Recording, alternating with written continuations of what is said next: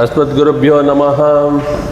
வேதமுடன் ஆழ்வார்கள் அருளிச் செயலும் சீரிய நல்வாக்குடன் இனிய அமுதிசையும் பற்பல கற்பித்து நம்மை உய்விக்கும் தொண்டாற்றிடும் நம் ஆசான் சேஷிநிதி வாழ்க பல்லாண்டு. வேதாந்த லக்ஷ்மண முனீந்திர குபாத்த போதம் தத்பாத யுக்ம சரசீருஹ பிருங்கராஜம் த்ரையந்த யுக்ம கிருதபூரி பரிஷ்ரமந்தம் ஸ்ரீரங்க லக்ஷ்மண முனீம் சரணம் பிரபத்யே. ராமானுஜ தயாபாத்திரம் ஞான வைராக்கிய பூஷணம் ஸ்ரீமத்வேங்கடநாதார்யம் வந்தே வேதாந்த தேசிகம். லக்ஷ்மீநாத சமாரம்பாம் நாதயாமன மத்தியமாம் அஸ்மதாச்சாரிய பர்யந்தாம் வந்தே குரு பரம்பராம். யோ நித்யமச்சுத பதாம்புஜயுக்ம ருக்ம व्यामोतस्ततितराणि तृणाय मेने अस्मद्गुरोर् भगवतोऽस्य दैक सिन्धोः रामानुजस्य चरणौ शरणं प्रपद्ये. श्रीमान् वेङ्कटनाथार्य कवितार्किककेसरी वेदान्ताचार्यवर्यो मे सन्निधत्तां सदा हृदि. ज्ञानानन्दमयं देवं निर्मलस्फटिकाकृतिम् आधारं सर्वविद्यानां हयग्रीवम् उपास्महे. नीलातुङ्गस्तनगिरितटी सुप्तमुद्बोध्य कृष्णं पारात्यं स्वं श्रुतिशतशिरसिद्धम् अध्यापयन्ति. सोचेष्टायां सृजनिगणितं या बलात्कृत्य भुङ्क्ते गोदा तस्यै नाम इदमिदं भूय एवास्तु भूयः. अन्नवयल पुदुवै आण्डाळ அரங்கற்கு பன்னு திருப்பாவை பல்பதியம் இன்னிசையால் பாடிக் கொடுத்தாள் நற்பாமாலை பூமாலை சூடிக் கொடுத்தாளை சொல்லு. சூடிக் கொடுத்த சுடர்கொடியே தொல்பாவை பாடியளவல பல்வளையாய் நாடினி வெங்கடவர்க்கு என்ன விதி என்ன இம்மாற்றம் நாம் கடவா வண்ணமே நல்கு. வேயப்புகள் வில்லிப்புத்தூராடி பூரம் மேன்மேலும் மிக விளங்க விஷ்ணு சித்தன் தூய திருமகளாய் வந்து அரங்கனாக்கு துழாய் மாலை முடிசூடி கொடுத்த மாதே. நேயமுடன் திருப்பாவை பாட்டாரைந்தும் நீ உரைத்த தையொரு திங்கள் பாமாலை ஆய்புகள் 143 அன்புடனே அடியேனுக்கு அருள் செய் நீயே.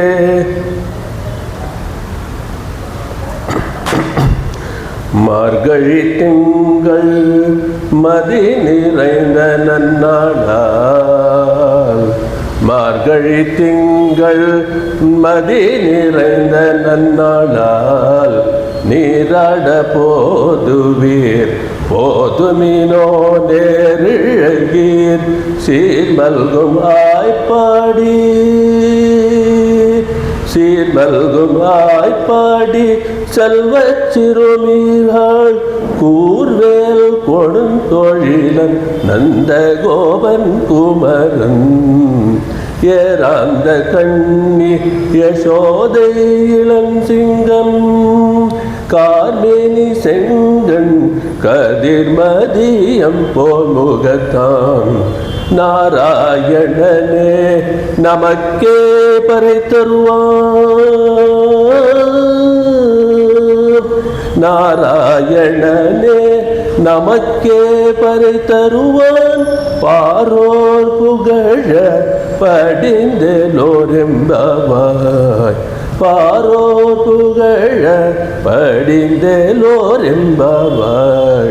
ಮಾರ್ಗಳಿ ತಿಂಗಳು ಶ್ರೀಪತಿಯಾದ ಪರಮಾತ್ಮ ಸರ್ವೇಶ್ವರನ ಅನುಗ್ರಹದಿಂದ ನಿನ್ನೆ ದಿನ ನಾವು 1 ತಿಂಗಳಿನ ಯಾಗವನ್ನು ಪ್ರಾರಂಭಿಸಿದ್ದೇವೆ. ನಿನ್ನೆ ನಾವು ತಿರುಪಾವನ ಅವತಾರಿಕೆ ಪೀಠಿಕೆಯನ್ನು ನೋಡಿದೆವು. ಅದರಲ್ಲಿ ಆಂಡಾಳ್ ಅಥವಾ ಗೋದೆ ಯಾರು, ಅವಳ ಅವತಾರದ ರಹಸ್ಯವೇನು, ತಿರುಪಾವಿಗೆ ಇರುವ 3 ಧ್ಯಾನ ಶ್ಲೋಕಗಳು ಇವೆಲ್ಲವನ್ನು ನಾವು ಆಲಿಸಿದೆವು.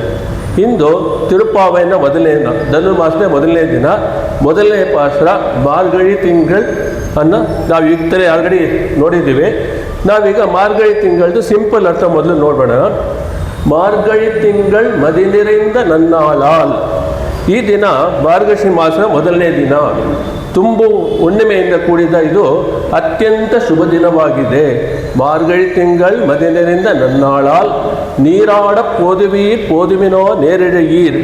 ಒಳ್ಳೆಯ ಆಭರಣಗಳನ್ನು ಧರಿಸಿರುವವರೇ, ಸ್ನಾನ ಮಾಡುವುದಕ್ಕೆ ಹೋಗಲು ಆಸಕ್ತಿಯುಳ್ಳವರೇ ಬನ್ನಿರಿ ಅಂತೇಳಿ. ಸೀರ್ಮಲ್ಗುಂ ಆಯ್ಪಾಡಿ ಸೆಲ್ವ ಸಿರುಮೀರ್ಹಾಳ್. ಸಂಪತ್ ಸಮೃದ್ಧವಾದ ನಂದಗೋಕುಲದ ಸುಂದರ ಬಾಲೆಯರೇ, ಕೂರ್ವೇನ್ ಕೊಳಂತೊழிಯನ್ ನಂದಗೋಪನ್ ಕುಮರನ್.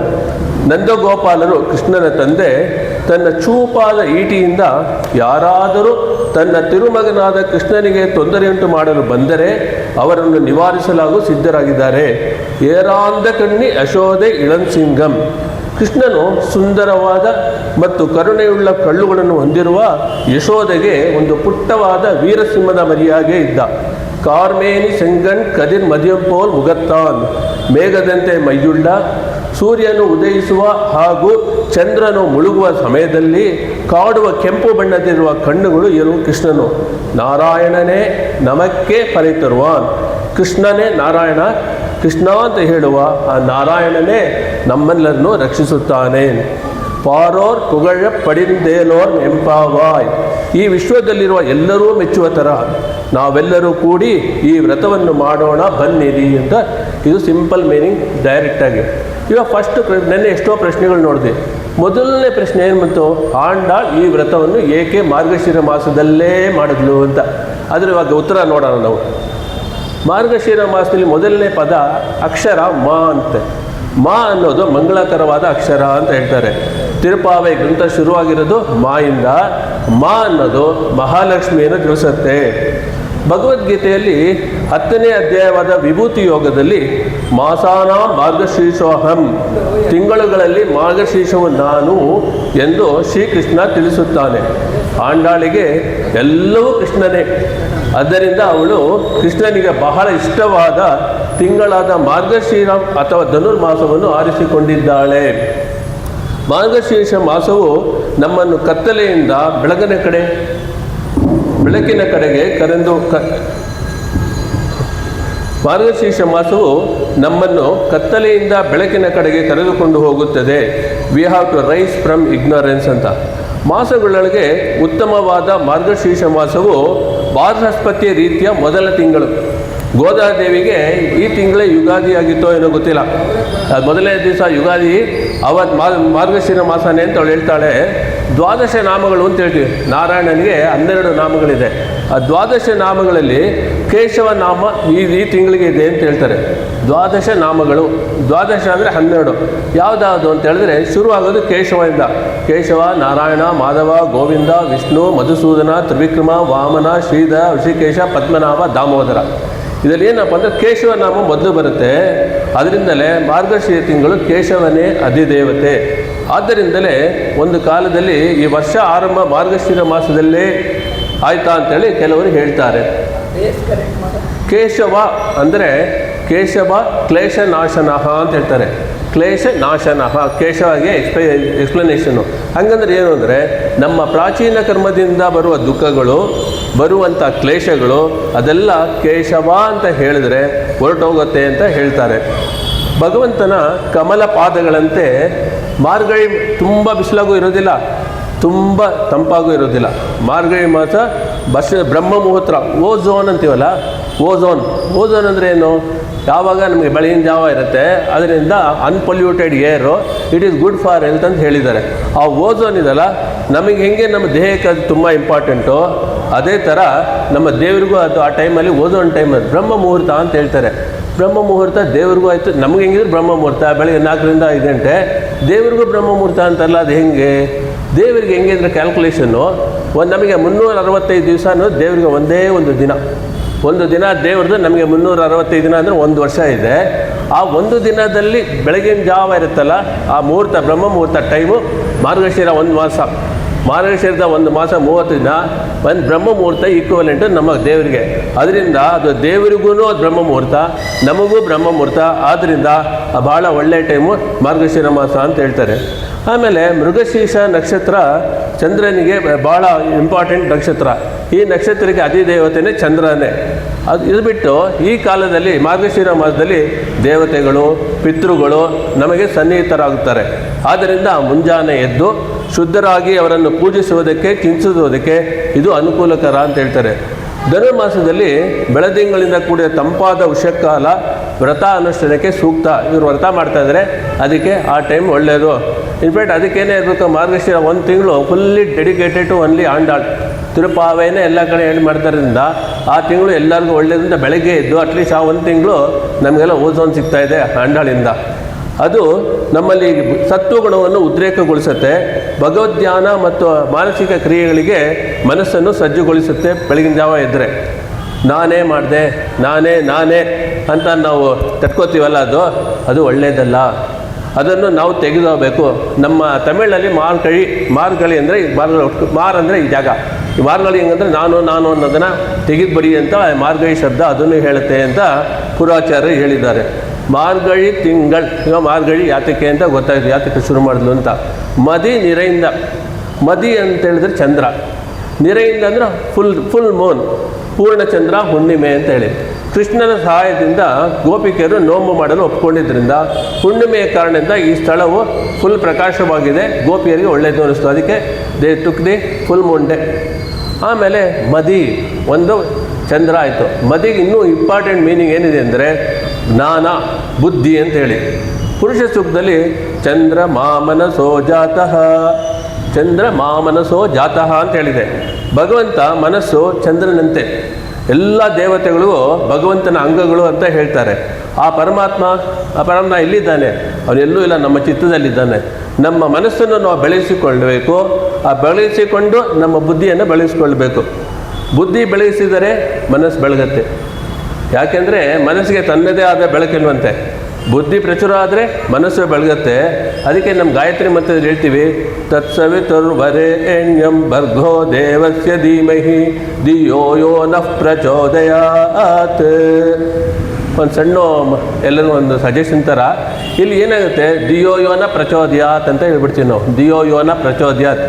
ಪ್ರಚೋದಯ ಅಂದರೆ ಪ್ರಚೋದಿಸು ಅಂತ, ಇನ್ಕ್ರೀಸ್ ಮಾಡು ಅಂತ. ನ ಪ್ರಚೋದಯ ಅಂತ ಇನ್ಕ್ರೀಸ್ ಮಾಡಬೇಡ ಅಂತ ಹೇಳ್ತಾ. ಅಲ್ಲಿ ನಾ ಅಂತಿಲ್ಲ, ನಾ ಆದಮೇಲೆ ಎರಡು ಇದಿದೆ, ನಹ ಅಂತಿದೆ. ಅದರಿಂದ ಧಿಯೋ ನಃ ಪ್ರಚೋದಯ ಅಂತ ಹೇಳಿದ್ರೆ ರಿಯಲ್ ಮೀನಿಂಗ್ ಬರುತ್ತೆ. ಇಲ್ಲಿ ದಿ ಅಂದರೆ ಏನು? ಈ ಜಾಗದಲ್ಲಿ ದಿ ಇದೆಯಲ್ಲ, ದಿ ಅಂದರೆ ಬುದ್ಧಿ. ಆ ಬುದ್ಧಿ ಅದನ್ನು ಬೆಳಗಿಸು ಅಂತ ನಮ್ಮ ಗಾಯತ್ರಿ ಮಂತ್ರ ನಾವು ಪ್ರಾರ್ಥಿಸ್ಕೊಳ್ತೀವಿ. ಮನಸ್ಸನ್ನು ವಿಶಾಲಪಡಿಸ್ಕೊಳ್ಬೇಕು. ನಮ್ಮ ಮನಸ್ಸನ್ನು ಬೆಳೆಸ್ಕೊಂಡು ಪರಿಸರಕ್ಕೆ ನಾವು ಶೈತ್ಯವನ್ನು ಉಂಟು ಮಾಡಬೇಕು. ಅದು ಮದಿ ನೀರೈಂದಲ್ಲಿ ಇನ್ಫ್ಯಾಕ್ಟ್ ದೇವರಿಗೇನೆ ಹೇಳ್ತಾರೆ ನೋಡಿ, ವಾಮನ ಅವತಾರದಲ್ಲಿ ಮದಿಯಿಂದನೇ ವಾಮನ ಬಲಿ ಚಕ್ರವರ್ತಿಯನ್ನು ಗೆದ್ದ ಅಂತ. ತಿರ್ಗಾ ವಾಮನ ಅವತಾರ ನಮ್ಗೆ ಬರುತ್ತೆ 3ನೇ ಪರಿಸರದಲ್ಲಿ, ಅವ್ರು ತಿರ್ಗಾ ನೋಡೋಣ. ಜಸ್ಟ್ ಮದಿಯಿಂದ ದೇವರು ವಾಮನ ಅವತಾರ ಬಂದು ನಮ್ಮ ಬಲಿಚಕ್ರವರ್ತಿ ಗೆದ್ದಿದ್ದೇನೆ. ಯೂಸಿಂಗ್ ಇಸ್ ಏನಿಲ್ಲ strategy and using is tact ಅಂತೀವಲ್ಲ, ಆ ಥರ ಮದಿ ಅನ್ನೋದು. ಆ ಮದಿ ಉಪಯೋಗಿಸಿದ್ರೆ ದೇವರೇ ಮಾಡಿದ್ದಾರೆ. ಆದ್ದರಿಂದ ಮದಿ ಈಸ್ ವೆರಿ ಇಂಪಾರ್ಟೆಂಟ್. ನಾವು ಮದಿನ ಹೆಚ್ಚಿಸ್ತಾ ಹೋಗಬೇಕು ಅಂತ ಹೇಳ್ತಾರೆ. ಇದು ನಮಗೇನು, what does it teach? This teachers the life lesson of accepting what ever comes. ಇದು ಮದಿನೆರೆಯಿಂದ ನನ್ನಾಳ ಪದಕ್ಕೆ ಅನುಷ್ಠಾನವಾಗುತ್ತೆ. ಮದುರೆಯಿಂದ ನಾಳಂತ ಇದು ಒಳ್ಳೆ ದಿವಸ ಹೇಳೋದು ಸಾಲದು. ಅದನ್ನು ನಾವು ನಮ್ಮ ಜೀವನದಲ್ಲಿ ಬರುವಾಗ whatever comes what good. Krishna ಹೇಳಿದಾರಲ್ಲ, ನಿನ್ನೆ ಆಗಿದ್ದು ಒಳ್ಳೆಯದೇ, ಇವತ್ತಾಗೋದು ನಾಳೆ ಆಗೋದು ಒಳ್ಳೆಯದೇ. ಅದನ್ನು ಯಾವಾಗಲೂ ಮನಸ್ಸಲ್ಲಿ ಇಟ್ಕೊಂಡ್ಬಿಟ್ರೆ all for good, that is the best philosophy ನಾವು ಇಟ್ಕೊಬೋದು. ಏನಾದರೂ ಒಳ್ಳೆಯದೇ. ನಾನು ಇನ್ನೊಂದು ಏನು ಅಂದರೆ, ನಾನು ಮಾಡ್ತಾ ಇಲ್ಲ, ಅದೊಂದು ಈ ಥರ ಬರುತ್ತೆ. ಯಾವುದು ನಾವು ಮಾಡ್ತಾ ಇಲ್ಲ, ಭಗವಂತ ಮಾಡ್ತಾ ಇದ್ದಾನೆ. We are only tools in the hand of god. ಅದನ್ನು ನಾವು ಇಟ್ಕೊಂಡ್ಬಿಟ್ರೆ ಜ್ಞಾಪಕ, ಖಂಡಿತ ಒಳ್ಳೆಯದು ಕೆಟ್ಟದ್ದು ಎಲ್ಲ ಅವನು ಗೊತ್ತು. ನಾವು ಕೆಟ್ಟದ್ದು ಅನ್ನೋದು ಆ್ಯಕ್ಚುಲಿ ಒಳ್ಳೆಗಿರ್ಬೋದು. ಇದಕ್ಕೆ ಒಂದು ಉದಾಹರಣೆ ಹೇಳ್ತೀನಿ. ನೀವು ನೋಡಿರ್ಬೋದು, ಇದರೊಳಗೆ ಕಾರ್ಟೂನ್ಸ್ ಎಲ್ಲ ಬರುವಾಗ ಒಂದು ಗಾಡಿಗೆ ಮಧ್ಯೆ ಯಾರೋ ಬಂದುಬಿಟ್ರಂತೆ. ಅದು ನಿಂತೋಗ್ಬಿಡ್ತು. ಅವ್ನು ತುಂಬ ಕೋಪ ಅಂದ್ಬಿಡ್ತು ಲಾರಿ ಡ್ರೈವರ್ಗೆ, ಏನಕ್ಕಪ್ಪ ಹಿಂಗಾಯ್ತು ಅಂತ. ಆಮೇಲೆ ಅದರಿಂದ ಅವ್ನಿಗೆ 3 ನಿಮಿಷ ಲೇಟ್ ಆಯಿತು. ಅವ್ನು 3 ನಿಮಿಷ ಹೊರಡೋರಿಗೆ ದೊಡ್ಡ ಕಲ್ಲು ಬಿತ್ತಂತೆ. ಅವನು 3 ನಿಮಿಷ ಮುಂದೆ ಹೋಗಿದ್ರೆ ಆ ಕಲ್ಲು ಬಿದ್ದು ಸಾಯ್ತಿದ್ದ. ಅದರಿಂದ ದೇವ್ರು ಮಾಡೋದೆಲ್ಲ ಒಳ್ಳೇದಕ್ಕೆ ಅಂತ ಅಂದು ನಮ್ಮ ಮನಸ್ಸಲ್ಲಿ ತೊಗೊಂಡ್ಬಿಟ್ರೆ all will go good. That is what we must see. ಈಗ ನನ್ನಾಳ ಅಂದರೆ ಒಳ್ಳೆಯ ದಿನ, ಶುಭ ದಿನ ಅಂತ ಹೇಳಿದ್ರು. ಯಾವತ್ತೂ ಒಬ್ಬರಿಗೆ ಒಳ್ಳೆಯ ದಿನ ನನ್ನಾಳ ಅಂತ ಹೇಳ್ಬೋದು. ಅಂದರೆ ಎಂದು ತನಗೂ ಪರಮಾತ್ಮನಿಗೆ ಈಗ ಒಂದು ಸಂಬಂಧ ಇದೆ ಅಂತ ನಾವು ಯಾವತ್ತು ನಮ್ಮ ಮನಸ್ಸಲ್ಲಿ ಬರುತ್ತೋ ಆವತ್ತೇ ನನ್ನಾಳ ಅಂತ ಹೇಳಿದ್ದಾರೆ. I repeat, the day when we come to know that we are related to him, jivatma and paramatma, that is the day, good day for us. ಅದಕ್ಕೆ ನಮ್ಮ ಆಳ್ವಾರು ಏನು ಹೇಳ್ತಾರೆ ನೋಡಿ, ತಿರುಮೈಸೆ ಆಳ್ವಾರು, ಅನ್ರು ನಾನ್ ಪಿರಂದಿಲೇನ್ ಪಿರಂದ ಪಿನ್ ಮರಂದಿಲೇನ್ ನಿನ್ರದುಂ ಇರಂದದುಂ ಕಿಡಂದದುಂ ಎನ್ ನೆಂಜುಳೆ. ಏನು ಹೇಳ್ತಾರೆ ಅಂದರೆ, the date of my birth, ಆಳ್ವಾರು ಹೇಳ್ತಾ ಇರೋದು, the date of my birth is the day on which I realise that God is within me. Before this date whatever happened ಆರ್ಕರ್ಡ್, I don't remember anything ಅಂತ ಹೇಳ್ತಾರೆ. ಅದರಿಂದ you should try to understand that we are related to him. ಅದೇ good day ಅಂತ ಹೇಳ್ತಾರೆ. ಮಾರ್ಗಳಿ ತಿಂಗಳ್ ಮದಿನಿಂದ ನನ್ನಾಳಾಲ್ ನೀರಾಡ ಪೋದವೇರ್ ಪೋದುಮಿನೋ. ಇದು ನೀರಾಟ ಅಂದರೆ ಎಣ್ಣೆ ನೋಡಿದ ಎರಡನೇ ಕ್ವಶನ್ನು. ನೀರಾಟ, ಆಮೇಲೆ ಪರೈ ಅಂತಿದೆಯಲ್ಲ. ನೀರಾಟ ಅಂದರೆ ಸ್ನಾನ ಮಾಡೋದು, ಪರೈ ಅಂದರೆ ಒಂದು ಡಮರು ಅಂತ. ಅಷ್ಟೇನಾ ಅದ್ರ ಮೇಲಿದೆಯಾ ಅಂದ್ರೆ ಅದ್ರ ಮೇಲೆ ಅರ್ಥ ಇದೆ, ಇವಾಗ ನೋಡೋದು. ಫಸ್ಟು ನೀರಾಟಂ ಅಂದರೆ ಸ್ನಾನ ಮಾಡಲು ಇಚ್ಛೆಯವರೆಲ್ಲ ಬನ್ನಿರಿ ಅಂತ ಮೇಲ್ಮೇಲೆ ಅರ್ಥ ಅದು. ಆದರೆ ಅದರ ರಿಯಲ್ ಅರ್ಥ ಏನು ಅಂದರೆ ಭಗವದ್ ಅನುಭವದಲ್ಲಿ ಸ್ನಾನ ಮಾಡಲು ಇಚ್ಛೆ ಇರೋಲ್ಲರೂ ಕೂಡಿ ಬನ್ನಿರಿ ಅಂತ. ಭಗವದ್ ಅನುಭವದಲ್ಲಿ ಸ್ನಾನ ಮಾಡಲು ಇಚ್ಛೆ ಇರೋಲ್ಲ ಕೂಡಿ ಬನ್ನಿರಿ ಅಂತ ನೀರಾಟಂಗೆ ಅರ್ಥ. ಸ್ವರ್ಗಾದಿ ಇತರ ಫಲಗಳನ್ನು ಪಡೆಯಲು ಕಷ್ಟಪಟ್ಟು ಪ್ರಯತ್ನ ಮಾಡಬೇಕು ನಮ್ಮ ಸ್ವರ್ಗ ಎಲ್ಲ ಬೇಕು ಅಂದರೆ. ಆದರೆ ಈ ಭಗವದ್ ಅನುಭವ ಇರೋದಿಲ್ಲ, ಅದಕ್ಕೆ ಯಾವ ಥರ ಕಷ್ಟನೂ ಬೇಡಂತೆ, ಯಾವ ಥರ ಸಾಧನೆಗಳನ್ನು ಮಾಡಬೇಕಾಗಿಲ್ಲ. ಜಸ್ಟ್ ಒಂದೇ ಒಂದು ಬೇಕು, ದ ಡಿಸೈರ್ ಟು ಹ್ಯಾವ್. ಒಂದು ಇಚ್ಛೆ ಬರಬೇಕು ನಮಗೆ. ಭಗವದ್ ಅನುಭವ ಬೇಕು ಅನ್ನೋ ಇಚ್ಛೆ ಮಾಡಿದ್ರೆ, ಭಗವನ್ ನಾವು ಸಂಕೀರ್ತನೆ ಮಾಡಿದ್ರೆ ಖಂಡಿತ ನಾವು ಭಗವದ್ಗುಣ ಸಾಗರದಲ್ಲಿ ಮುಳುಗಿದ್ರೆ ಸಾಕು, ಬೇರೆ ಯಾವ ನಿಯಮವೂ ಇಲ್ಲ ಅಂತ ಹೇಳ್ತಾರೆ. ನೀರಾಡ ಪೋದುವೀರ್ ಪೋದಿಮಿನೋ ನೇರಿழைಯೀರ್. ನೇರಿழைಯೀರ್ ಅಂದರೆ ಮೇಲ್ಮೇಲೆ ಅರ್ಥ ಏನಾಗ್ತಂದರೆ ಆಭರಣಗಳನ್ನು ಧರಿಸಿರುವವರೇ ಅಂತ. ಇದರಲ್ಲಿ ನಮ್ಮ ಇದು ಕಿವಿಗೆ ಹಾಕ್ಕೊಂಡಿರೋದು ನೆಕ್ಲೆಸ್ಸು ಅಂಥ ಆಭರಣ ಅಲ್ಲ. ಅದು ಭಗವದ್ ಭಕ್ತಿ ಮತ್ತು ಭಗವತ್ ಶೇಷತ್ವ ಜ್ಞಾನ, ಇವೆರಡೇ ಇಂಪಾರ್ಟೆಂಟ್ ಆಭರಣಗಳು. ಜ್ಞಾನ ಭಕ್ತಿಗಳೇ ಆತ್ಮಕ್ಕೆ ಆಭರಣ. ಆಂಡಾಳ್ ತಿರುಪಾವಿನ 19ನೇ ಪಾಸುರದಲ್ಲಿ ಉಕ್ಕಮುಂ ತಟ್ಟೊಳಿಯುಂ ತಂದು ಉನ್ಮಣಾಳನೈ ಇಪ್ಪೋದೇ ಎಮ್ಮೈ ನೀರಾಟ್ಟು ಅಂತ ಹೇಳಿದಾಳೆ. ಆ ನೀರಾಟಂ ಅಲ್ಲೂ ಇದೆ, ಅದರಲ್ಲಿ ಹೇಳುತ್ತೆ ಈ ಪದಗಳಿಗೆ ಅರ್ಥ ಕೃಷ್ಣಾನುಭವ ಅಂತೇಳಿ. ಅದರಿಂದ ಆಂಡಾಳೇ ಡೆಫಿನೇಷನ್ಗೆ ಕೊಟ್ಬಿಟ್ಟಿದ್ದಾರೆ, ನೀರಾಟಂ ಅಂದರೆ ಬರೀ ಸ್ನಾನ ಅಲ್ಲ ಅಂತ. ನೇರಿழைಯೀರ್ ಸೀರ್ಮಲ್ಗುಂ ಆಯ್ಪಾಡಿ, ಶ್ರೀಕೃಷ್ಣ ಸಂಬಂಧ ಪಡೆದ ಗೋಕುಲದಲ್ಲಿರುವವರೇ ಅಂತ ಇಲ್ಲಿ ಬರುತ್ತೆ. ಸೃಷ್ಟಿಸಲ್ಪಟ್ಟು ರಕ್ಷಿಸಲ್ಪಟ್ಟ ಭಗವಂತನನ್ನು ಅಂತರ್ಯಾಮಿಯಾಗಿ ಪಡೆದು ಅವನ ಸಂಬಂಧವೆಂಬ ಸಂಪತ್ತಿನಿಂದ ತುಂಬಿರುವ ಈ ಜಗತ್ತಿನಲ್ಲಿರುವ ಅಂತ. ಸೀರ್ ಅಂದರೆ ಸಂಪತ್ತು. ಯಾವುದು ಒಳ್ಳೆಯ ಸಂಪತ್ತು ಅಂದರೆ ಭಗವತ್ ಜೊತೆಗಿರೋ ಅನುಭವ ಇದೆಯಲ್ಲ, ಅದೇ ಸೀರ್. ಸೆಲ್ವತ್ ಸಿರುಮೀರ್ಗಾಳ್. ಸಿರುಮೀರ್ಗಾಳ್ ಅಂದರೆ ಹೆಣ್ಣು ಮಕ್ಕಳೇ ಅಂತ. ಸಿಲ್ವಂ ಅಂದರೆ ಸಂಪತ್ತು. ಸಂಪತ್ತನ್ನು ಪಡೆದಿರುವ ಹೆಣ್ಣು ಮಕ್ಕಳೇ ಅಂತ ಹೇಳ್ತಾರೆ. ಅಂದರೆ ಯಾವ ಸಂಪತ್ತು? ಜ್ಞಾನ ಮತ್ತು ಭಕ್ತಿ ಎಂಬ ಸಂಪತ್ತನ್ನು ಪಡೆದು ಅವನಿಗೆ ಶೇಷಭೂತರಾಗಿ, ಅಂದರೆ ನಾವೇ ದಾಸರು, ಭಗವತ್ ಶೇಷಜ್ಞ ಇದ್ದರೆ ಅದು ವಿಶೇಷ ಅರ್ಥ ಸೆಲ್ವ ಸಿರುಮೀರ್ಗಾಳ್ ಅಂತ. ಕೂರ್ವೇಲ್ ಕೊಡುಂತೊಳಿಲನ್ ನಂದಗೋಪನ್ ಕುಮರನ್. ನಿನ್ನೆ ಎರಡನೇ ಪ್ರಶ್ನೆ ಹಾಕ್ಕೊಂಡಿದ್ದೆ. ನಂದಗೋಪ ಸಣ್ಣ ಮಗುವಾದ ಕೃಷ್ಣನ ಕಾಪಾಡಲು ಯಾತಕ್ಕೆ ಚೋರಿ ಈಟಿ ಇಟ್ಕೊಂಡು ಕೈಲಿ ಕೊಟ್ಟಿದ್ರು? ದನ ಕಾಯಿಸುವ ಮಗು ಶ್ರೀಕೃಷ್ಣ, ಅವನ ತಂದೆ ನಂದಗೋಪ, ಆಯರಾಜ ಕುಲದ ನಾಯಕ ಅವನು. ದನಗಳ ಮೇಲೆ ಕೈಯಲ್ಲಿ ಕೋಲಿದ್ರೆ ಸಾಕು. ಆದರೆ ಇಲ್ಲಿ ಆಂಡಾಳ ಏತಕ್ಕೆ ಚೂಪಾಗಿರುವ ವೇಲ್ ಇಟ್ಕೊಂಡಿದ್ದ ಅಂತಾರಲ್ಲ, ಇಲ್ಲಿ ವೇಲಿಗೆ ಏನು, where is the need for that veil ಅಂತೇಳಿ ಇಲ್ಲಿ ಯೋಚನೆ ಮಾಡೋಣ. ಧರ್ಮ ಸಂಸ್ಥಾಪನಾರ್ಥಾಯ ಸಂಭವಾಮಿ ಯುಗೆ ಯುಗೆ. ಎಲ್ಲಿ ಧರ್ಮ ನಾಶವಾಗಿ ಅಧರ್ಮ ತಲೆ ಎತ್ತುತ್ತದೆಯೋ ನಾನು ಅಲ್ಲಿ ಅವತರಿಸುವೆ ಎಂದು ಗೀತೆಯಲ್ಲಿ ಹೇಳಿದನು ಕೃಷ್ಣ. ಕಂಸ ಎಂಬ ಮಾರಕ ರಾಕ್ಷಸನನ್ನು ಕೊಲ್ಲಲು ದೇವಕಿಯ ಗರ್ಭದಲ್ಲಿ 8ನೇ ಮಗುವಾಗಿ ಜನಿಸಿ ಯಶೋದೆಯಿಂದ ಬೆಳೆಸಲ್ಪಟ್ಟು ನಮ್ಮ ಕೃಷ್ಣ. ಇಡೀ ಜಗತ್ತನ್ನು ರಕ್ಷಿಸುವ ದೇವರಾದ ಶ್ರೀಕೃಷ್ಣ ತನ್ನ ಬಾಲ್ಯದಲ್ಲಿ ಕಂಸ ಎಂಬ ರಾಕ್ಷಸನಿಂದ ಎಷ್ಟೋ ಕಷ್ಟಗಳನ್ನು ಎದುರಿಸಿದ. ನಾವೆಲ್ಲ ನನ್ನ ಕಷ್ಟ ಬಂತು ಅಂತೆಲ್ಲ. ಎಕ್ಸಾಂಪಲ್ ರಾಮರು ಮತ್ತು ಕೃಷ್ಣ. ರಾಮ 14 ವರ್ಷ ಕಾಡಲ್ಲಿ ಹೆಂಗೆ ನಡ್ಕೊಂಡು ಹೋದ ಅಂದರೆ ನಡೆದ ಕಾಲುಗಳು ನೊಂದವೋ ಅಂತೇಳಿ ಆಳ್ವಾರು ಹೇಳ್ತಾರೆ. ಕಾಲೆಲ್ಲ ಹೆಂಗಿರಬೇಕು ನಿಮಗೆ, ಕಾಲೆಲ್ಲ ಇದು ಕೊಪ್ಪಳ ಆದರೆ ಗುಳ್ಳೆ ಬಂದುಬಿಟ್ಟಿದ್ಯಾ ಅಂತ ಕೇಳ್ತಾರಂತೆ ಆಳ್ವಾರು. ಆ ಥರ ಅವರೆಲ್ಲ ಅಷ್ಟು ಕಷ್ಟಪಟ್ಟಿದ್ದಾರೆ. ನಮ್ಮ ಕೃಷ್ಣನ್ಗೆ ಏನು ಕಮ್ಮಿ? ತಿರ್ಗಾ ಯಾರೋ ಒಬ್ಬರು ಬರ್ತಾನೆ ಇದ್ರು ರಾಕ್ಷಸರು. ಒಂದು ಸ್ವಲ್ಪ ಎಕ್ಸಾಂಪಲ್ ನೋಡೋಣ ಇಲ್ಲಿ. ಫಸ್ಟು ಪಾಪ ಮಗು ನನಗೆ ಹಸುವಾಗ್ತಾ ಇದೆ ಅಂತ ಕೂಗ್ತಂತೆ. ಅದು ಕೂಗಿದ ತಕ್ಷಣ ಓಡ್ ಬಂದಂತೆ ಯಾರು ಕೂತಾನೆ ಅಂತ ಅವಳು ರಾಕ್ಷಸಿ ಬಂದ್ಬಿಟ್ಟು ಅವಳ ಮೊಲೆಗೆ ವಿಷವನ್ನು ಹಚ್ಕೊಂಡ್ಬಿಟ್ಟು ಬಾಪ ನಾನು ನಿನಗೆ ಹಾಲು ಕೊಡ್ತೀನಿ ಅಂತ ಹೇಳ್ತಂತೆ. ಅದು ಕೃಷ್ಣ ಏನು ಮಾಡಿದ್ರು ಅದು ಕತೆ ಬೇರೆ.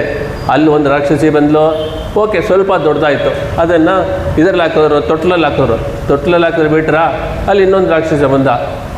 ಬಂಡಿ ಚಕ್ರದ ಇಲ್ಲ, ಅದ್ರ ಚಕ್ರದ ಮುಖ ಇನ್ನೊಬ್ಬ ರಾಕ್ಷಸ ಬಂದ, ಅವನಿದ್ರು ಶಕಟಾಸುರ ಅಂತ. ಅವನು ಬಂದ ಅವ್ನು ಕೊಲ್ಲೋದಕ್ಕೆ ಹೋಗುತ್ತೆ. ನೆಕ್ಸ್ಟ್ ಒಂದು ಸ್ವಲ್ಪ ನಡೆಯಕ್ಕೆ ಶುರು ಆಯ್ತಂತೆ ಮಗು ಕೃಷ್ಣ.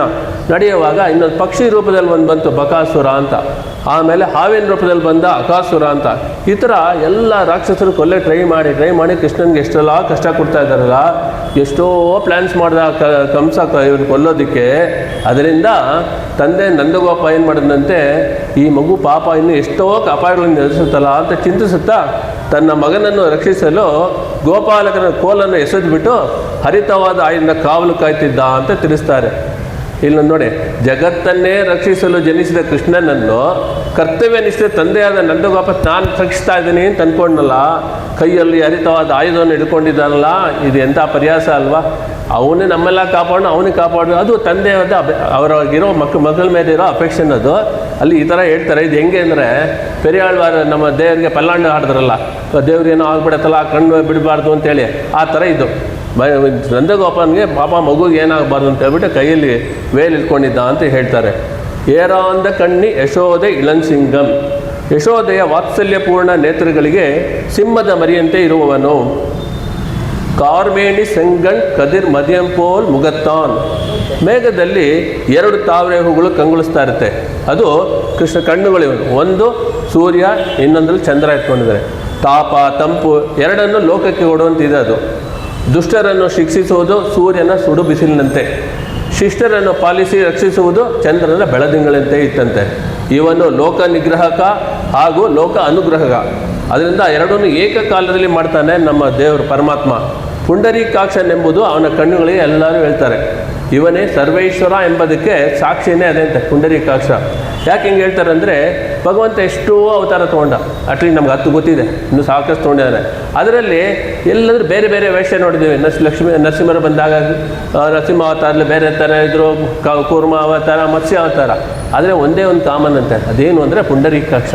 ಅವನ ಕಣ್ಣು ಯಾವಾಗಲೂ ಪುಂಡರೀಕಾಕ್ಷ ಥರನೇ ಇತ್ತು ಅಂತೇಳಿ ಮತ್ಸ್ಯಾವತಾರದಲ್ಲಿ ಅರವಿಂದ ಲೋಚನ, ವರಾಹ ಅವತಾರದಲ್ಲಿ ಸ್ಫುಟಪದ್ಮ ಲೋಚನ, ರಾಮ ಅವತಾರದಲ್ಲಿ ರಾಜೀವ ಲೋಚನ, ಕೃಷ್ಣ ಅವತಾರದಲ್ಲಿ ಕಮಲ ಪತ್ರಾಕ್ಷ. ಅದರಿಂದ ದೇವರಿಗೆ ಯಾವ ಇದೇ ಇದ್ರೂ ಸರಿ ಕಣ್ಣುಗಳು ಯಾವಾಗಲೂ ಪುಂಡರೀಕಾಕ್ಷನೇ ಅವನು. ಆಳ್ವಾರುಗಳು, ದಾಸರುಗಳು ಎಲ್ಲರೂ ಭಗವಂತನ ಸುಂದರ ಕಣ್ಣುಗಳನ್ನು ಬಹಳ ದೀರ್ಘವಾಗಿ ಮೆಚ್ಚಿ ವರ್ಣಿಸಿದ್ದಾರೆ. ಈಗ ನಾರಾಯಣನೇ ನಮಕ್ಕೆ ಪರೆತರುವಾನ್, ನಾರಾಯಣನೇ ನಮಕ್ಕೆ ಪರೆತರುವಾನ್. ಇಲ್ಲಿ ನಮ್ಮ ರಾಮಾನುಜಾಚಾರ್ಯ ಬಗ್ಗೆ ಒಂದು ಹೇಳೋ ನೆಸಿಟಿ ಬರ್ತಾ ಇದ್ದೆ. ತಿರುಕಚ್ಚಿ ನಂಬಿಗಳಂತಿದ್ರು. ಕಂಚಿ ದೇವರಿಗೆ ಅವರು ಕೈಂಕರ್ಯ ಮಾಡ್ತಾಯಿದ್ರು, ತಿರುಕಚ್ಚಿ ನಂಬಿ ಅಂತೇಳಿ. ಅವರು ದಿನ ದೇವ್ರ ಕೈಂಕರ್ಯ ಮಾಡ್ತಾರೆ. ಒಂದು ದಿವಸ ದೇವರು ನೋಡಿ, ಆ ಕಾಲದಲ್ಲಿ ಭಕ್ತರಿಗೆ ದೇವ್ರು ಮಾತಾಡ್ತಾರೆ, ಈಗಲೂ ಇದೆ ಅದು. ಭಕ್ತರಿಗೆ ದೇವರು ಖಂಡಿತ ಮಾತಾಡ್ತಾರೆ, ಭಕ್ತ ಪರಾಧೀನ ಅವನು. ಅಲ್ಲಿ ಹೇಳಿದಂತೆ ದೇವರು ತಿರುಕಚ್ಚಿ ನಂಬಿಗೆ, I want to give some message. ಯಾರಿಗೆ? ರಾಮಾನುಜರಿಗೆ ನಾನು ಕೊಡ್ತಾ ಇದ್ದೀನಿ, ದಯವಿಟ್ಟು ಅವ್ರಿಗೆ ನೀನು ಹೇಳಿಬಿಡು ಅಂದತ್ತೆ. ಅದಕ್ಕೆ ಏನು ಹೇಳ್ತೀವಿ ಅಂದರೆ 6 ವಾರ್ತೆಗಳು ಅಂತ ಹೇಳ್ತೀವಿ, 6 ಉಪದೇಶಗಳು. 6 ಉಪದೇಶಗಳು ಏನೇನು ಅಂತ ನೋಡೋಣ. ಮೊದಲನೇ ಉಪದೇಶ ಏನು ಅಂದರೆ ಅಹಮೇವ ಪರಮತತ್ವಂ, ನಾನೇ ಅಂದರೆ ನಾರಾಯಣನೇ ಪರತತ್ವ, ಫಸ್ಟ್ ಕಂಡೀಷನ್. ಎರಡನೇದು ದರ್ಶನ ಭೇದ ಏವಚ, ಜೀವಾತ್ಮ ಮತ್ತು ಪರಮಾತ್ಮ 2 ಬೇರೆ ಬೇರೆ. ಇಲ್ಲಿ ಒಂದಿದೆ, ಜೀವಾತ್ಮ ಪರಮಾತ್ಮ ಒಂದೇ ಅಂತ ತಿಳ್ಕೊಳ್ಳಿ. ಜೀವಾತ್ಮ ಪರಮಾತ್ಮಗೆ ಎಲ್ಲ ಕ್ವಾಲಿಟೀಸ್ ಸೇಮ್, ಎರಡಕ್ಕೂ ಎಲ್ಲರಿಗೂ ಎಕ್ಸೆಪ್ಟ್ 2. ಒಂದು ಬಂದು ಜಗತ್ಪತಿತ್ವ, ಶ್ರೀಮನ್ ನಾರಾಯಣ ಒಬ್ಬನೇ ಪರಮ ಪುರುಷ. ಎರಡನೇದು ಶ್ರೀಯಪತಿತ್ವ, ಮಹಾಲಕ್ಷ್ಮಿ ಯಾವಾಗಲೂ ಪರಮಾತ್ಮನ ಜೊತೆ ಇರ್ತಾರೆ. ಈ 2 ಬಿಟ್ಟರೆ ಜೀವಾತ್ಮ ಪರಮಾತ್ಮ ಆಲ್ ಕ್ವಾಲಿಟೀಸ್ ಸೇಮ್. ದರ್ಶನ ಭೇದ ಏವಚ, ಜೀವಾತ್ಮ ಪರಮಾತ್ಮ ಬೇರೆ ಬೇರೆ. ಮೂರನೇದಾಗಿ ಉಪಾಯೇಷು ಪ್ರಪತ್ತಿ ಸ್ಯಾತ್, ನನ್ನನ್ನು ಶರಣಾಗುವುದೇ ಮುಕ್ತಿಗೆ ದಾರಿ. ಅಂತಿಮ ಸ್ಮೃತಿ ವರ್ಜನಂ, ನಾವೇ ನೋಡಿದ್ವಲ್ಲ, ಭೂಮಾದೇವಿ ಏನು ಹೇಳ್ತಾರೆ, ಈ ಥರ ನೀವು ವರ ಅವತಾರ ಚರ್ಮ ಶ್ಲೋಕದಲ್ಲಿ ನೀವು ಚೆನ್ನಾಗಿ ಗಟ್ಟುಮುಟ್ಟಿಯಾಗಿರುವಾಗ ನನ್ನನ್ನು ನೆನೆಸಿಕೊಂಡರೆ ನಿಮ್ಮ ಕೊನೆಯ ಕಾಲದಲ್ಲಿ ನೀವು ನನ್ನನ್ನು ನೆನೆಸಿಕೊಂಡಿದ್ರೆ ನಾನು ನಿಮ್ಮನ್ನು ನೆನೆಸಿಕೊಂಡು ಕರ್ಕೊಂಡು ಹೋಗ್ತೀನಿ. ಅದನ್ನು ನಮ್ಮ ಇಲ್ಲಿ ಹೇಳ್ತಾರೆ ನೋಡಿ, ದೇವರು ವರದರಾಜ ತಿರ್ಗಾ ಅಂತಿಮ ಸ್ಮೃತಿ ವರ್ಜನಂ. ಹಂಗಂದ್ರೆ ಏನು ಅಂದರೆ, ನನ್ನನ್ನು ಶರಣಾದವರು ಸಾವಿನ ಸಮಯದಲ್ಲಿ ನನ್ನನ್ನು ನೆನಪಿಸಿಕೊಳ್ಳಬೇಕಿಲ್ಲ. ಸೇಮ್ ಅದು ಹಂಗೆ ಬಂದಿದೆ ನೋಡಿ, ಧರ್ಮ ಶ್ಲೋಕ ಇಲ್ಲಿ ಬಂದಿದೆ. ದೇಹಾವಸಾನೇ ಮುಕ್ತಿ ಸ್ಯಾತ್, ಈ ದೇಹವನ್ನು ತ್ಯಜಿಸಿದಾಗ ಮೋಕ್ಷ ಸಿಗುವುದು. ಇವಾಗ ಏನಾಗ್ಬಿಡುತ್ತೆ, ನಾವು ಶರಣಾಗತಿ ಮಾಡಿ ಬಂದ್ಬಿಟ್ಟು ನಾಳೆನೇ ಹೊಟ್ಬಿಡ್ತೀವಿ ಅಂತಂದ್ರೆ ಭಯ ಪಡೋದು. ಶರಣಾಗತಿ ಯಾವಾಗ ಮಾಡೋದು, ವಯಸ್ಸಾದ್ಮೇಲೆ ಮಾಡೋಣ, ಅವೆಲ್ಲ ಇಲ್ಲ. ಶರಣಾಗತಿ ಮಾಡಿದ ತಕ್ಷಣ ನಾವು ಎಲ್ಲೂ ಹೋಗೋದ್ರಲ್ಲಿ ಇಲ್ಲೇ ಇರ್ತೀವಿ. ಒಂದು ನಮ್ಮ ಗುರುಗಳು ಶ್ರೀದಿ ಪಾರ್ಸತಿ ಮಾವ ಹೇಳ್ತಾರೆ, ಹುಟ್ಟುವಾಗ ನಮಗೆ ಡೇಟ್ ಆಫ್ ಬರ್ತ್ ಗೊತ್ತು, ಎಲ್ಲರೂ ರಿಟರ್ನ್ ಟಿಕೆಟ್ ತೊಗೊಂಡು ಬಂದಿದ್ದೀವಿ. ಆ ರಿಟರ್ನ್ ಟಿಕೆಟ್ ತೊಗೊಂಡು ಬಂದಿದ್ದೀವಿ. ಅದ್ರಲ್ಲಿ ಒಂದೇ ಒಂದು ಒಳ್ಳೆಯ ವಿಷಯ ಅಂದರೆ ನಮಗೆ ರಿಟರ್ನ್ ಟಿಕೆಟ್ ಡೇಟ್ ಗೊತ್ತಿಲ್ಲ ಅಷ್ಟೇ, ರಿಟರ್ನ್ ಜರ್ನಿ. ಬಂದವರೆಲ್ಲ ಹೋಗಲೇಬೇಕು. ಅದರಿಂದ ಈ ಜನ್ಮ ಮುಗಿಯೋವರೆಗೂ ನಿಮಗೆ ಶರಣಾಗತಿ ಮಾಡಿದ್ರು ಕೂಡ ಮೋಕ್ಷಕ್ಕೆ ಹೋಗೋ ಅರ್ಜೆನ್ಸಿ ಏನೂ ಇಲ್ಲ. ಅದೇ ಇಲ್ಲಿ ಹೇಳ್ತಾರೆ, ನಮ್ಮ ಸ್ವಾಮಿ ದೇಶಿಕನು ನ್ಯಾಸದರ್ಶಕಂ ಅಂತಿದೆ. ಅದರಲ್ಲಿ ಒಂದು ಶ್ಲೋಕ ಇದೆ, ಶ್ರೀಮನ್ ಅಭೀಷ್ಟ ವರದ ತ್ವಾಮಸ್ಮಿ ಶರಣಂ ಗತಃ ಏತದ್ ದೇಹಾವಸಾನೇ ಮಾಂ ತ್ವತ್ ಪಾದಂ ಪ್ರಾಪಯ ಸ್ವಯಂ ಯತ್ ಏತದ್ ದೇಹಾವಸಾನೆ ಮಾಮ್ ಅಂದರೆ ಈ ದೇಹ ಕೆಳಗೆ ಬಿದ್ದ ಮೇಲೆ ಅಂತ ಅವರೇ ಹೇಳಿದ್ದಾರೆ. ನನಗೆ ಅಲ್ಲಿ ಸಿಗೋದು ಆಮೇಲೆ ಅಂತ ಅವರು ತಿರ್ಗಾ ಹೇಳಿದ್ದಾರೆ. ದೇಹಾವಸಾನೆ ಮುಕ್ತಿ ಸ್ಯಾತ್, ಈ ದೇಹ ಮುಗಿದ ಮೇಲೆ, ಈ ನಮ್ಮ ಲೈಫ್ ಟೈಮ್ ಮುಗಿದ ಮೇಲೆ ನಮಗೆ ಮೋಕ್ಷ ಅಂತೇಳಿ ಇವಾಗ 5 ಗೊತ್ತಾಯಿತು. ಆದ್ಮೇಲೆ ಒಂದೇ ಒಂದು ಮಾತ್ರ ಸ್ಪೆಸಿಫಿಕ್ ಟು ರಾಮಾನುಜರು ಅದೇನು ಹೇಳಿದ್ದಾರೆ ಅಂದರೆ ಪೂರ್ಣಾಚಾರ್ಯ ಸಮಾಶಯ ಅಂತೇಳಿ. ಮಹಾಪೂರ್ಣಾಚಾರ್ಯರಾದ ಪೆರಿಯ ನಂಬಿಯನ್ನು ನಿನ್ನ ಗುರುವನ್ನಾಗಿ ಇಟ್ಕೋ ಅಂತ ಹೇಳಿದ್ದಾರೆ. ಇದರಿಂದ 5 ಪಾಯಿಂಟ್ಸು ಇದು ವಾಟ್ ನಾರಾಯಣನೇ ನಮಕ್ಕೆ ಪರೈತರುವಾನ್ ಇದೆ. ಅದರಲ್ಲಿ ಸಾಕ್ಷಾತ್ ಶ್ರೀಮನ್ ನಾರಾಯಣ ಎಲ್ಲರ ಹೃದಯದಲ್ಲೂ ಅಂತರ್ಯಾಮಿಯಾಗಿ ಇರುವಂಥ ನಾರಾಯಣ. ಧ್ಯಾನವೆಂಬೋ ನವರತ್ನದಿ ಮಂಟಪದ ಮಧ್ಯದೊಳಗೆ ನಿನ್ನ ನಾನು ಬಿಡುವನಲ್ಲ, ನನ್ನ ನೀನು ಬಿಡುವಲು ಸಲ್ಲ ಅಂತೇಳಿ ದಾಸರು ಹೇಳಿದ್ದಾರೆ. ಭಗವಂತ ಧ್ಯಾನ ಅಂತ ಹೇಳುವ ನವರತ್ನ ಮಂಟಪದಲ್ಲಿ ಮಧ್ಯದಲ್ಲಿ ವಾಸವಾಗಿದ್ದಾನೆ, ಅವನ ಹೆಸರೇ ನಾರಾಯಣ. ಎರಡನೇದಾಗಿ ಎಲ್ಲರಿಗೂ ಯಾರು ಕೊನೆಯ ಧ್ಯೇಯವೇ ಅವನೇ ನಾರಾಯಣ. ಅಂತಹ ನಾರಾಯಣ ನಮಕ್ಕೆ ಪರೈತರುವಾನ್. ಈಗ ನಮ್ಮ ಗುರುಗಳು ಶ್ರೀ ಪರಸತಿ ಹೇಳೋರು ಇಲ್ಲಿ ಒಂದು ಆಲ್ಜಿಬ್ರಾ ಈಕ್ವೇಷನ್ ಮಾಡೋಣ ಅಂತ. ನಾರಾಯಣನೇ ನಮಕ್ಕೆ ಪರೈತರುವಾನ್. ನಾರಾಯಣ ಕಾಮನ್ ಆಚೆ ಹಾಕೊಂಬಿಡಿ, 3 ಐಟಮ್ಸ್ನ ಒಳಗಿಟ್ಕೊಳ್ಳಿ. ನಾರಾಯಣನೇ ನಮಕ್ಕೆ, ನಾರಾಯಣನೇ ನಮಗೆ ಕೊಡೋರು. ನಾರಾಯಣನೇ ಪರೈ, ನಾರಾಯಣನೇ ನಮಗೆ ಇದು ತೋರಿಸ್ತಾರೆ, ನಮ್ಮದು ಗೋಲ್ ಗುರಿ ತೋರಿಸ್ತಾರೆ. ನಾರಾಯಣನೇ ತರುವಾನ್, ಉಪಾಯ ಉಪೇಯ ಎಲ್ಲ ಅವನು ನೋಡಿತಾರ. ನಾರಾಯಣನೇ ನಮಗೆ ದಾರಿಯನ್ನು ತೋರಿಸ್ಬೇಕು, ನಾರಾಯಣನೇ ನಮಗೆ ಅವನೇ ನಮಗೆಲ್ಲ ಅಂತ ಹೇಳೋದಕ್ಕೆ ನಾರಾಯಣನೇ ನಮಕ್ಕೆ, ನಾರಾಯಣನೇ ಪರೈ, ನಾರಾಯಣನೇ ತರುವಾನ್. ಅದರಿಂದ ನಾರಾಯಣನೇ ನಮಕ್ಕೆ ಪರೈ ತರುವಾನ್ ಅಂತ ಹೇಳ್ತಾರೆ. ನಿತ್ಯೋ ನಿತ್ಯಾನಾಂ ಚೇತನಶ್ಚೇತನಾನಾಂ ಏಕೋ ಬಹುನಾಂ. ಇದೇನು ಹೇಳುತ್ತೆ ಅಂದರೆ god has relationship 1 to 1, 1 to many. It is very important. ಇಲ್ಲಿ ಯಾಕೆ ಹೇಳ್ತಾ ಇದ್ದೀನಿ ಅಂದರೆ ನಾರಾಯಣನೇ ಸಿಂಗುಲರ ಪ್ಲೂರಲ್ಲ? ನಾರಾಯಣನೇ ಏಕವಚನ ಬಹುವಚನನ? ಸಿಂಗುಲರ್. ಏನು ಸರ್ ಇಂಥ ಕ್ವಶನ್ ಕೇಳ್ತೀರಾ? ನಾರಾಯಣನೇ ಸಿಂಗುಲರು, ನಮಕ್ಕೆ ಪ್ಲೂರಲ್. ಅದರಿಂದ ದೇವರು 1 to 1, 1 to manyಗೆ. ನಾರಾಯಣನೇ ಅನ್ನೋದು ಸಿಂಗುಲರು, ನಮಕ್ಕೆ ಅನ್ನೋದು ಪ್ಲೂರಲ್ಲು. ನಮ್ಮ ಇಷ್ಟಾರ್ಥಗಳನ್ನು ಅವನು ಕೊಡುತ್ತಾನೆ. ನೋಡಿ, ಇಲ್ಲಿ ಇಷ್ಟಾರ್ಥಗಳು ಏನು ಬೇಕಾದ್ರೂ ಇರ್ಬೇಕು. ನಮ್ಮದು ಮನೆ ಬೇಕು, ಒಳ್ಳೆ ಕಾರ್ ಬೇಕು, ಬಂಗ್ಲೆ ಬೇಕು, ಅವೆಲ್ಲ ಕೂಡ ಇರ್ಬೋದು. ಆದರೆ ನಿಜವಾದ ಇಷ್ಟಾರ್ಥ ಏನಿರಬೇಕು ಅಂದರೆ ದೇವರ ಕೈಂಕರ್ಯ ಮಾಡುವುದೇ ನಮ್ಮ ಇಷ್ಟಾರ್ಥ ಆಗಿರಬೇಕು. ನಾರಾಯಣನೇ ತರುವಾನ್, ನಾರಾಯಣನೇ ಪರೈ. ನಮ್ಮ ಲಕ್ಷ್ಯವು ಭಗವಂತ, ನಮ್ಮ ಹೋಗುವ ದಾರಿಯು ಭಗವಂತನೇ. ಅಂತಹ ಭಗವಂತ ಮಾಂ ಏಕಂ ಶರಣಂ ರಜ ಅಂತ ಹೇಳಿದ್ದಾರೆ. ನಾರಾಯಣನೇ. ಹಾಗಾದ್ರೆ ಏನು ಅಂದರೆ ಪರೈ ಅಂತ ನಿನ್ನೆ 2ನೇ ಅಕ್ಷರ ನೋಡಿದೆ. ಮೊದಲನೇದು ಬಂದ್ಬಿಟ್ಟು ನೀರಾಟಂ, ಅದಾಗೋಯ್ತು. It is not only ordinary bathing, it is Krishna ಅನುಭವ ಅಂತ. 2ನೇ ವರ್ಡ್ ಬಂದು ಪರೈ. ಪರೈ ಅನ್ನೋದು ಸಾಮಾನ್ಯವಾಗಿ ಒಂದು ಡಮರು ಅಂತೇಳಿ. ಆದರೆ ವಿಶೇಷಾರ್ಥದಲ್ಲಿ ಭಗವತ್ ಕೈಂಕರ್ಯ, ಭಗವಂತ ಕೈಂಕರ್ಯ ಪುರುಷಾರ್ಥ ಎಂಬುದು ತಿಳ್ಕೊಳ್ಳೋದೆ ನಮ್ಮ ಪರೈ ಅನ್ನೋದು ಅರ್ಥ ಆಗತ್ತೆ ಅಂತೇಳಿ ಹೇಳ್ತಾರೆ. ನಾರಾಯಣನೇ ನಮಕ್ಕೆ ಪರೈ ತರುವಾನ್. ಇದೇ ವಿಷಯವನ್ನು ಶ್ರೀಕೃಷ್ಣ ಭಗವದ್ಗೀತೆ 10ನೇ ಅಧ್ಯಾಯ 10ನೇ ಶ್ಲೋಕದಲ್ಲಿ ಹಿಂಗೆ ಹೇಳ್ತಾರೆ.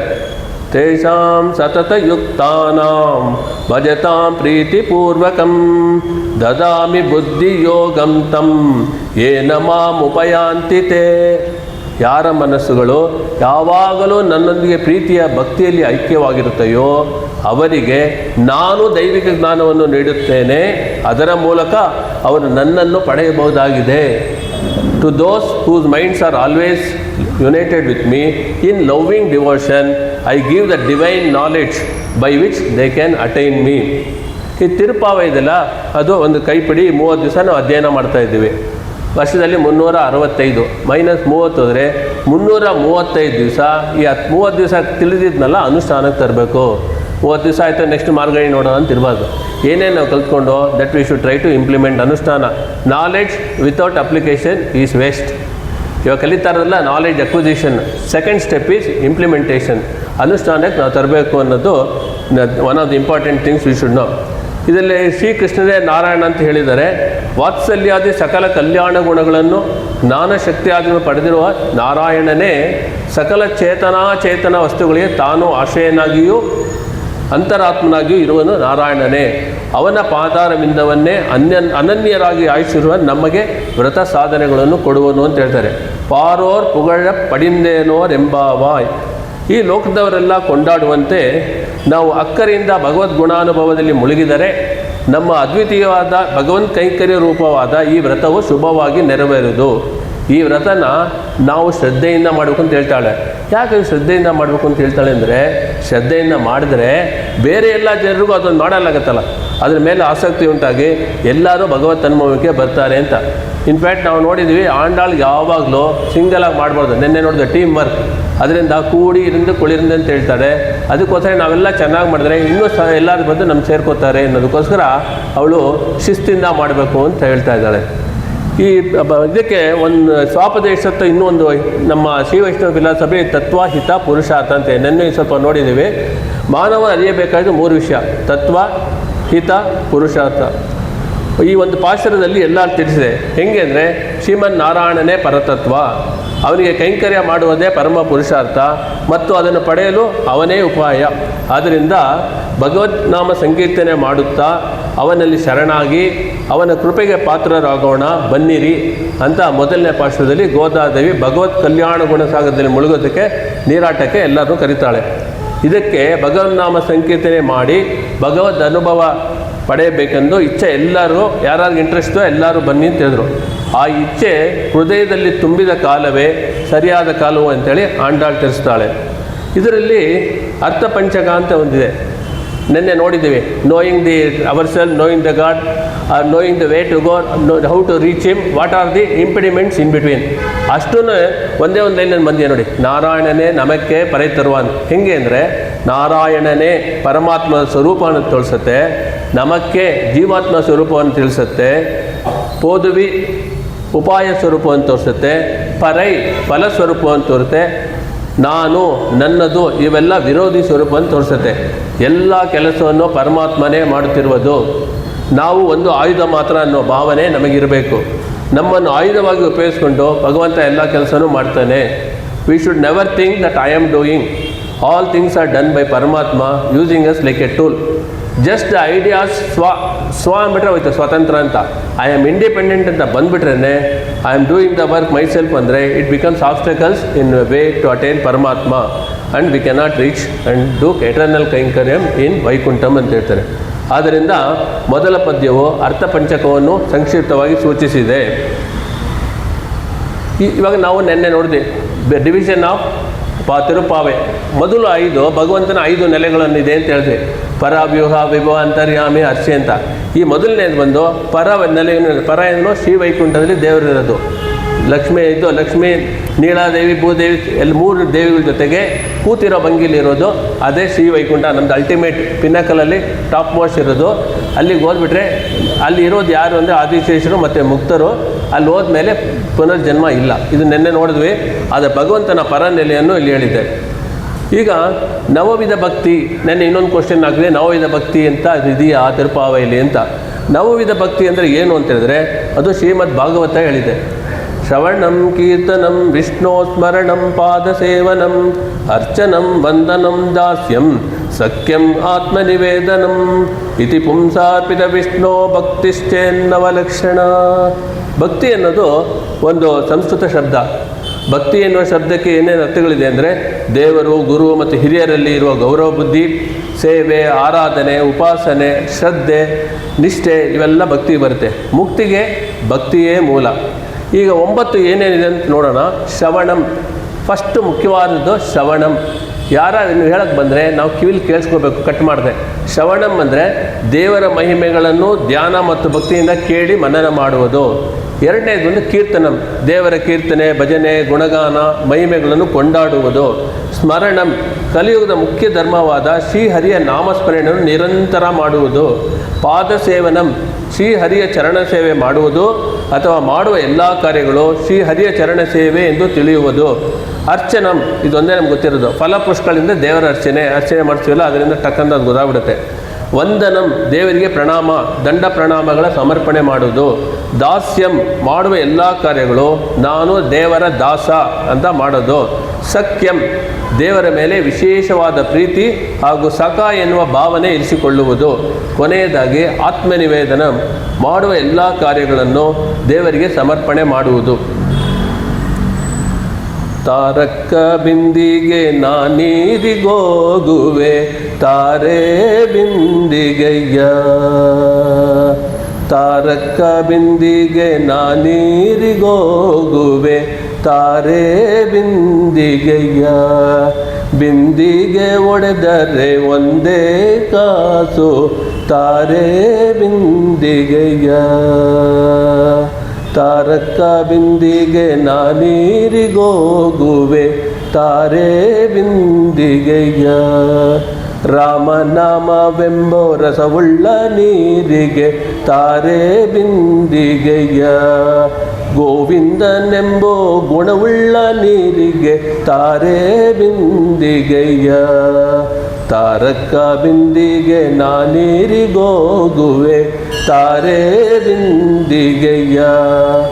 ಬಿಂದು ಮಾಧವನ ಘಟ್ಟಕ್ಕೆ ಹೋಗುವೆ ತಾರೆ ಬಿಂದಿಗೆಯ.